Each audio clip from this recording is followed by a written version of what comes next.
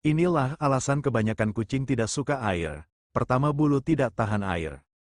Bulu kucing tidak memiliki lapisan minyak yang tahan air seperti yang dimiliki oleh beberapa hewan lain, sehingga bulu mereka bisa menjadi sangat berat dan mengganggu saat basah. Kedua, insting alami pemburu. Kucing secara alami adalah pemburu yang cerdas. Mereka mungkin mengasosiasikan air dengan hal-hal yang tidak menyenangkan seperti kejutan atau bahaya saat berburu di alam liar. Ketiga, insting melindungi diri.